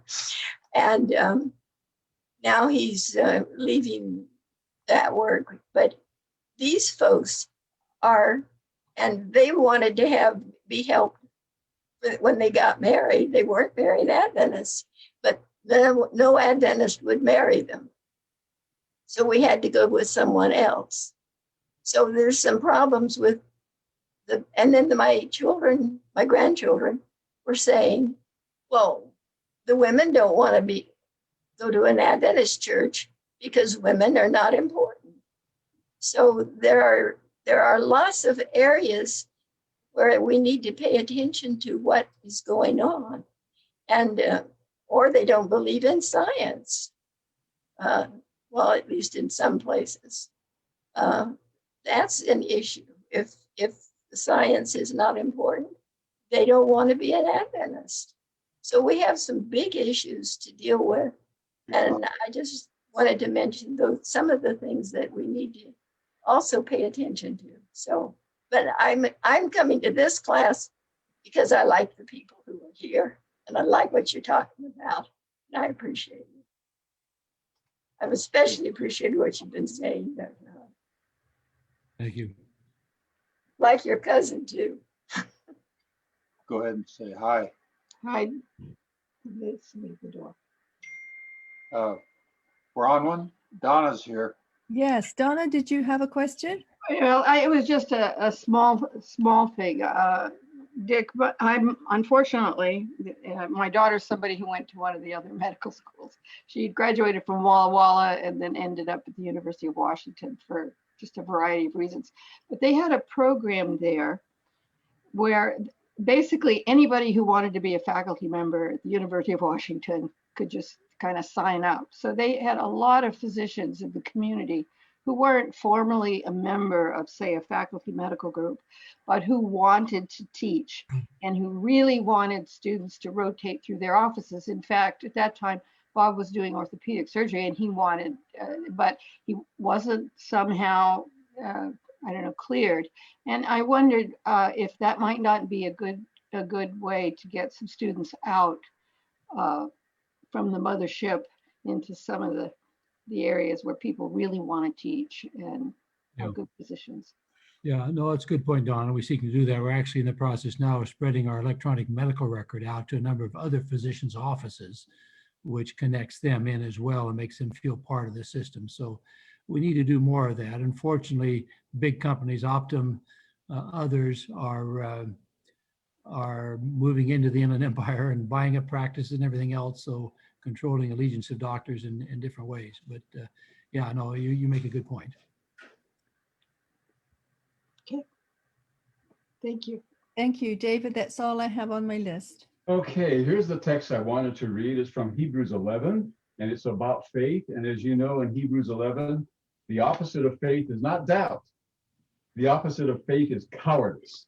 And I'm hoping that by reading this, we might have a little encouragement, because some people face challenges even greater than ours. Here we go. By faith, Abel offered to God a more acceptable sacrifice than Cain's. By faith, Abraham obeyed when he was called to set out for a place that he was to receive as an inheritance, and he set out, not knowing where he was going. By faith, Abraham, when he was put to the test, offered up Isaac. By faith, Moses was hidden by his parents for 3 months after his birth, because they saw that the child was beautiful, and they were not afraid of the king's edict. By faith, the people passed through the Red Sea as if it were dry land. But when the Egyptians attempted to do so, they were drowned. And then, here we go. And what more should I say? For time would fail me to tell of Gideon, Barak, Samson, Jephthah, of David, Samuel, and the prophets, who through faith conquered kingdoms, administered justice, obtained promises, shut the mouths of lions, won strength out of weakness, became mighty in war, put foreign enemies to flight. Women received their dead by resurrection. Others were tortured, refusing to accept release in order to obtain a better resurrection. Others suffered mocking and flogging and even chains and imprisonment. They were stoned to death. They were sawn in two. Destitute, wearing the garments of sheep and goats, they wandered the hills and caves and found homes in those holes. The world was not worthy of them. Yet all these, though they were commended for their faith, did not receive what was promised, since God had provided something better, so that they would not, apart from us, be made perfect. So have faith, have courage, move forward. You're not going to be sawed in half, that's for sure. Let's call that a benediction and amen. Thank you all very much. Good to spend time with you.